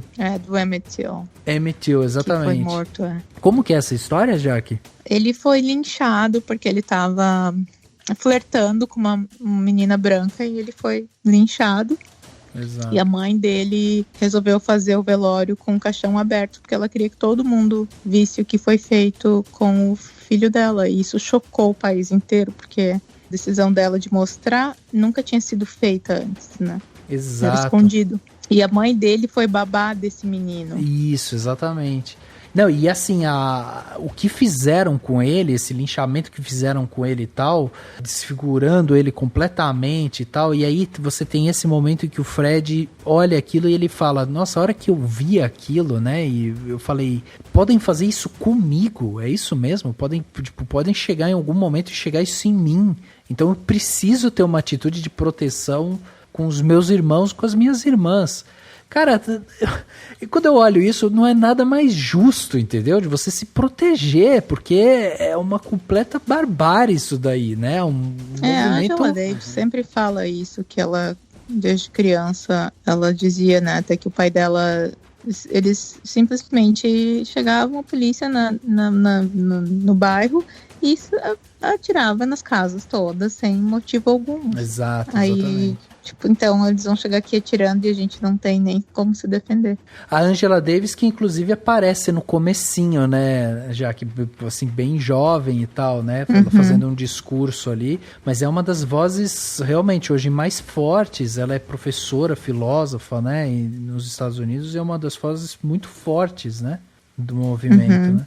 E eu achei bem interessante que eu não sabia disso, mas todos os chapters do partido no país, eles tinham um código de vestimenta e cada um tinha o seu, era meio parecido, mas cada um tinha suas individualidades. E o de Chicago é porque, como eram pobres, e na Califórnia eles usavam mais jaqueta de couro, pode ver umas fotos da Angela Davis com jaqueta de couro e tal.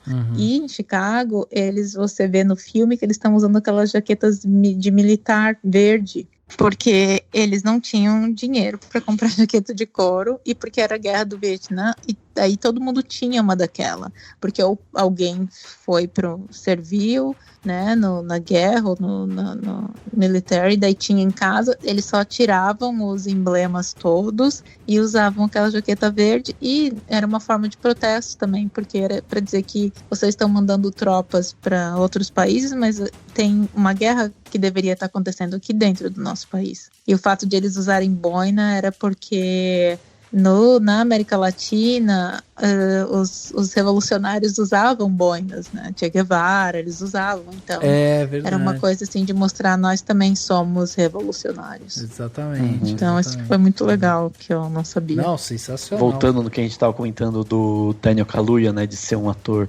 britânico, é interessante, né, ver tipo o David Oyelowo, que fez o Martin Luther King no filme lá no Selma, né, da Ava DuVernay, também é britânico, e agora também tá na corrida do Oscar, também nessa corrida de premiações, Uma Noite em Miami, acho que é o Kingsley Ben-Adir, né, que é o ator que faz o Malcolm X nesse filme, também é britânico, né.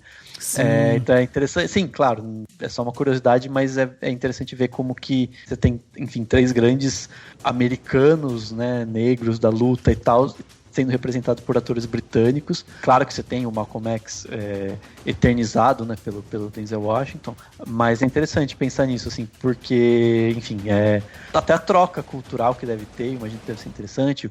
No Reino Unido a história é outra, a situação é diferente, se assemelha com certeza em muitas coisas, mas é diferente, então é interessante ver isso, assim, também. É muito legal contrastar os dois, o Neil com o Daniel, porque aí você vê que o Daniel, ele veio e ele queria representar, ele ele né, o Fred era um ídolo para ele e tudo mais. Ele tentou fazer da melhor forma possível. Ele, né, de fato, ele fez super bem, mas o Lakeith, ele é americano, então ele sofreu muito também, né? Ele entendia mais o que... Então ele teve muito mais dificuldade, assim. Ele falou que ele teve muitos problemas até psicológicos, ele disse, por conta do personagem, porque ele queria também humanizar mais o personagem dele e entender, né, que ele também era uma vítima no fim das contas, mas ele disse que ele entrou tanto no personagem que ele começou a pensar assim, cara, será que eu também teria sido corrompido? Será que isso aconteceria comigo? E ele também falou sobre o fato de que quando você faz, né, tá assim, representando uma pessoa, no caso ali de ele estar em contato com alguém que estava fazendo o Fred, ele falou assim, nossa, e o que eu tô fazendo, né? Esse cara que deu a vida dele e eu tô fazendo o quê? Então, para ele foi muito mais difícil, pelo fato de ele ter passado por muita coisa e ele ser americano, entender, assim, mais, meio que sofreu mais na pele, assim, né, e ele disse assim, nossa, essas pessoas fizeram tanto por mim, o que eu tô fazendo para a geração que vem? Então ele falou que foi bem difícil para ele. Ele falou que até hoje ele ainda carrega algumas, assim, sombras do personagem com ele. Nossa, interessantíssimo. E só pra gente terminar esse podcast, né, antes da gente ir pro plano detalhe, só pra não deixar passar em branco, né, que a gente estava aqui falando justamente sobre essa questão da representatividade, como essas histórias elas precisam vir à tona e tal, e o Dani bem lembrou, né, que hoje no Brasil a gente tem uma Ancine inexistente, o incentivo, né, recentemente o presidente barrou também Lei Rouanet e tal, então assim, a arte no Brasil, a cultura no Brasil sendo completamente corroída, né, dentro das suas instituições e tal, mas vale aqui destacar que, por exemplo, teriam filmes excelentes, por exemplo, sobre Dandara dos Palmares, que foi, né, a parceira do Zumbi dos Palmares, né, ela participava ativamente da luta contra o sistema escravocrata no final do século XVII. Dá para contar também história do José do Patrocínio, que foi uma das principais figuras do movimento abolicionista no Brasil. Tem também o André Rebouças, né, que vive com essa luta forte, né, e que acabou se graduando depois em engenharia civil e tudo mais. Tem a Antonieta de Barros, né, que foi a primeira mulher negra a exercer um cargo de deputada estadual, né, no Brasil. Então todas essas são histórias que estão aí, e tem gente que tá viva, que se você sentar com ela e produzir, sabe, escrever esse roteiro, colocar essas pessoas para contar suas histórias, porque assim, tem muita coisa bacana para ser contada, tem muita história pra gente aprender, né? O próprio filme do Marighella, né, que deve sair em breve, a gente tá esperando, que reforça, também interessante, né, enfim, é um debate a se pensar, mas reforça a negritude no Marighella, né, porque ele era um homem negro de pele mais clara, e no filme é o Seu Jorge que faz ele, então tem, enfim, dá pra se discutir ou se conversar sobre isso quando o filme sair até, mas também tem isso também, né, são figuras que às vezes, sei lá, Machado de Assis, né, foi um maior escritor do Brasil, era negro, e a negritude dele foi apagada pela história por muita gente, então também tem essas questões que é interessante, mas que quando eu falei disso, a ideia era mais provocar, né? Porque quando a gente está falando de Hollywood, de filmes americanos, claro que é muito bom e claro que é maravilhoso que a gente tenha cada vez mais filmes como esse, mas a provocação foi justamente isso, assim, o Brasil também tem muita gente e é isso, assim, é para isso que a gente precisa de cultura, né, de investimento em cultura, para você poder dar, porque daí tendo isso, dentro desse processo cultural, aí você vai ter as lutas para conseguir contar as histórias que precisam ser contadas também, né? Exatamente. Mas eu acho que o Bill representa muito o que está acontecendo no momento atual, assim, eu acho que é por isso que o Lucky ficou em conflito com ele mesmo, porque o Bill representa muito essa coisa de que desse egoísmo de eu me vender para das mídias sociais, né? Porque se eu for um revolucionário, eu vou perder seguidor. Eu não posso ir contra o sistema. Eu vejo muitos militantes no Brasil eles escolhem muito bem quem que eles vão criticar, porque eles também não querem perder o lugar deles ao sol, né? Então, eu vejo assim, os militantes de redes sociais, os que são mais, sei lá, famosinhos, eles já não criticam muito, por exemplo, a Globo, porque, peraí, talvez eu tenha uma chance na Globo, então eu vou ficar na minha, vou ficar mais neutra, eu vou escolher quem que eu vou criticar, porque se eu perder seguidor, então tem muitos bills por aí, só que, né, não é o FBI, mas são outras potências que essas pessoas ficam assim, poxa, mas eu vou ser militante até que ponto, né? Exato. Então eu acho que esse conflito que o Lakeith teve com ele mesmo mostra a realidade nossa, assim, das pessoas, né? Até que ponto eu vou ser revolucionário.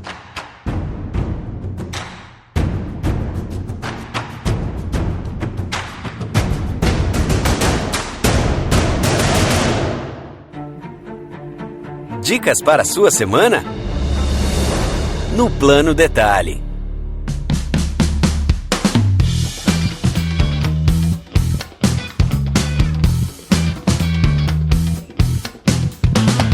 Plano Detalhe da semana, né? Aquele momento gostoso que a gente tem aqui no podcast para dar aquela dica para você, né? Que está aí, que de repente fala, pô, não sei direito o que fazer no final de semana ou durante a semana. A gente tá aqui para te ajudar, tá aqui para te dar um direcionamento. Eu dessa vez quero dar uma dica de um filme, um documentário que está na Netflix, facinho de ver, que é o documentário chamado Professor Polvo. Olha só que maravilha. Esse é um documentário que eu resolvi assistir, fiquei muito curioso quando eu vi o título, né, primeiro, que é o seguinte, o Professor Polvo, ele é um documentário original da Netflix, né, e ele conta ali a história do cineasta, que é o Greg Foster, que ele acabou se relacionando, né, criando um relacionamento com um polvo que tá ali perto de onde ele mora e tal, e esse polvo mora numa floresta de algas no sul da África. E aí o Greg passou por um momento ali, né, na vida dele que ele tava cansado, tava com alguns problemas, né, pessoais e tal, e ele resolveu começar a mergulhar, porque mergulhar é uma coisa que ele sempre fez e que dava um certo relaxamento pra ele e tal. E nessas de mergulhar, ele vê esse polvo e ele fica muito curioso com o comportamento do polvo, começa a ir todos os dias mergulhar no mesmo local pra encontrar esse polvo e de repente eles criam uma amizade. E cara, é tão bonito o vídeo, é tão bonito o filme, assim, é um filme curto, tem 1h30, é rápido, e ele traz algumas reflexões muito singelas, assim, sabe? Porque o polvo, ele tem uma vida de 1 ano só. O polvo é um bicho que vive pouco. E aí ele vai fazendo várias reflexões ali, né? Sobre o relacionamento dele com o polvo, sobre o relacionamento dele com a vida dele, com o filho dele, que era um filho pequeno, né? Que ele tinha na época e que ele estava também aprendendo a ser pai e tal. Então é muito, muito interessante, assim. Eu recomendo demais. É um filme que você acaba o filme sentindo uma alegria, sabe? É uma coisa boa, é um filme que te traz um sentimento bom, assim. E pra quem gosta de documentário, né, eu acho que é um prato cheio pra você ver esse documentário, porque ele tem isso, né? Ele é narrado pelo Greg, e o documentário tem muitas cenas dentro da água e tal, então ele não tem muito aquele formato convencional no sentido de, sabe, para um conta, para o outro conta. Não, ele vai contando, vai falando, né, mostrando ali a narrativa, ele vai contando a história, e como ele é um cineasta, então ele filmou muita coisa, ele deixava a câmera no fundo do mar para filmar e tal. Cara, é demais mesmo. Eu fiquei enlouquecido com esse documentário e aí eu trouxe aqui esse plano detalhe aqui para vocês. Beleza? Jaque, e você? O que você trouxe de bom aí pra gente, de plano detalhe, depois de tanto tempo, né, Jaque, que a gente te chamou, agora chegou a hora. Eu vi um documentário, um documentário série da Netflix que é Surviving Death, deve ser Sobrevivendo à Morte ou algo assim em português, e é muito legal porque fala sobre as pessoas que tiveram essa experiência de quase morrer ou morrer e voltar, assim, ter uma parada cardíaca muito prolongada. E o que é legal sobre esse documentário é que fala sobre, traz bastante cientistas, né? Então, assim, tira as pessoas do closet falando, aconteceu, médicos, né?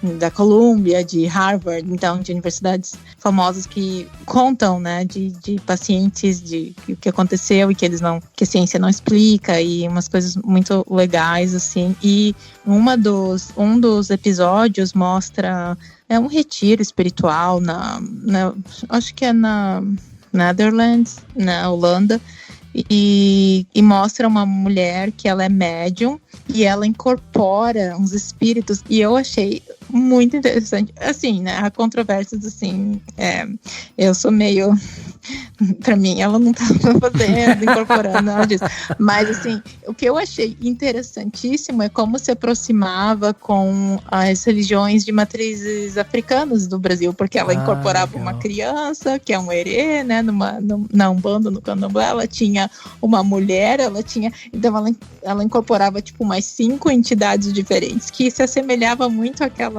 né, o que acontece nas religiões do Brasil. E eu achei muito interessante, porque não tem nada a ver, ela não tem ninguém menciona nada de religião do Brasil, não tem nada do Brasil no documentário, mas ela mostrando, assim, o quão próximo ao mesmo tempo e eu achei interessantíssimo, assim, são acho que uns 6 episódios e cada episódio fala de uma coisa diferente, e é muito, muito interessante, assim, principalmente porque eles trazem bastante gente que são, né, aqueles que não acreditam, que são cientistas, mas que eles também não sabem como explicar, ou eles acabaram mudando de ideia, assim, e falando que não é porque não se consegue provar que não existe, assim. Então é um documentário muito legal. Muito legal. Aliás, aqui no Brasil ficou como Vida Após a Morte o nome, né? Tá na primeira temporada e tal, foi lançado esse ano. Mas, de qualquer forma, vale lembrar que você que tá ouvindo aí, tudo que a gente tá falando aqui vai ter link post, tá? Então, mesmo que a gente fale alguma coisa, às vezes esquece o nome, alguma coisa, tá tudo aqui. Então você entra lá, vai estar lá. Já que indicou série documental, Survive and Death, tá lá o clique, né? Só clicar, você vai ser direcionado pro documentário.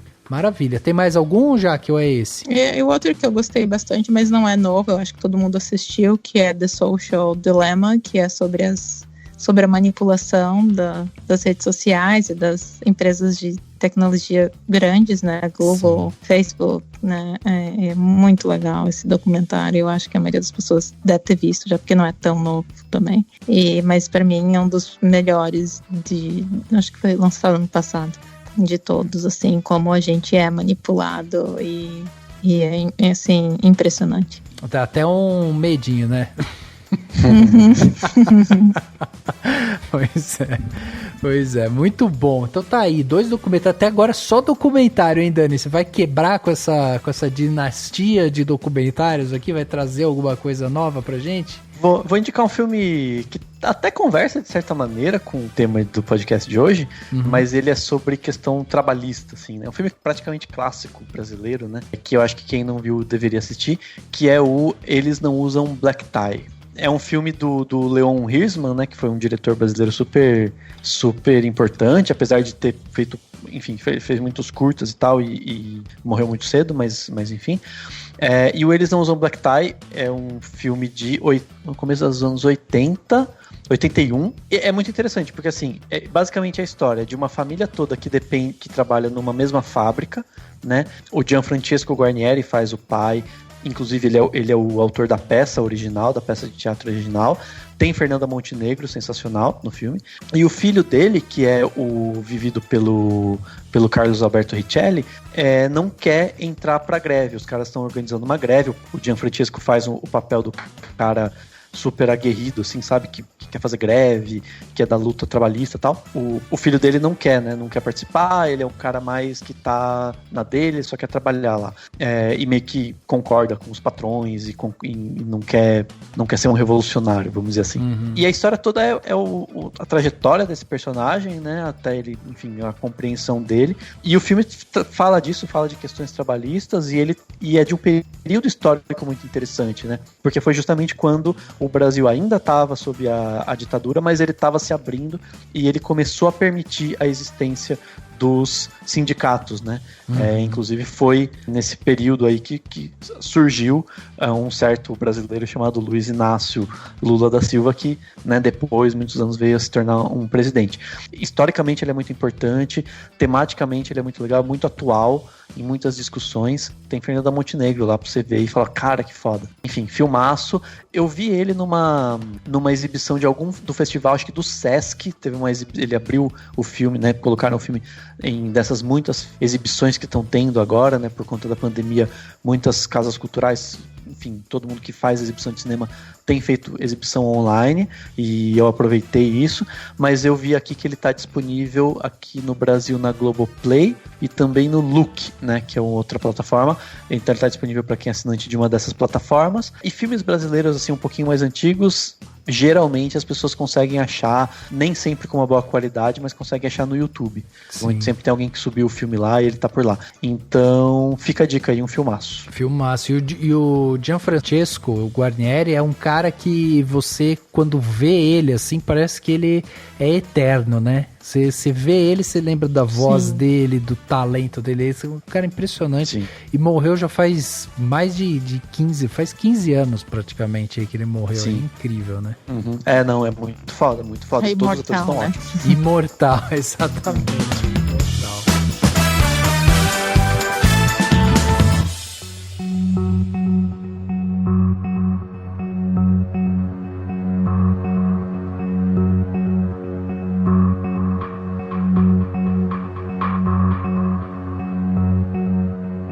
Chegando aqui no final desse podcast Cinemação 404, né? Batemos esse papo aqui sensacional sobre Judas e o Messias Negro, um papo mais do que necessário, né? Nesse momento que a gente está vivendo. Queria agradecer aqui a Jaque por ter vindo aqui conversar com a gente, trazer tanta informação legal. Nada como ter uma pessoa em loco...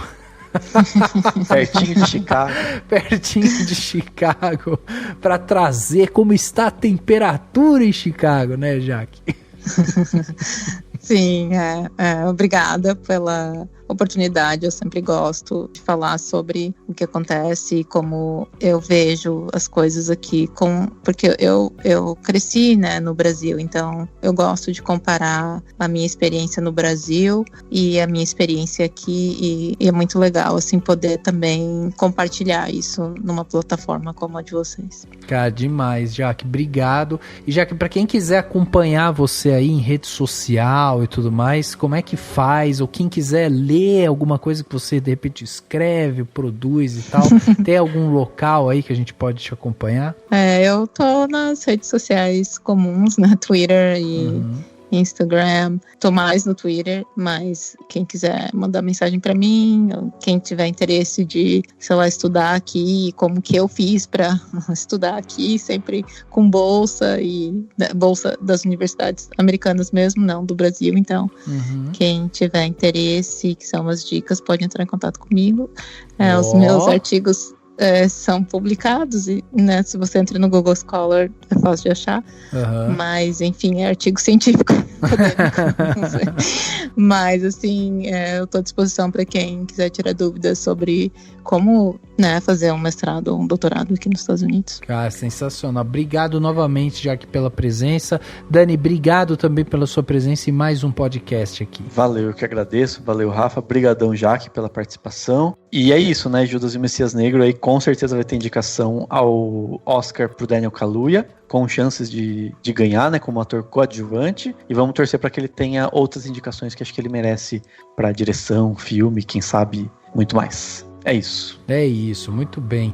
O podcast Cinemação 404 fica por aqui e a gente se vê no próximo.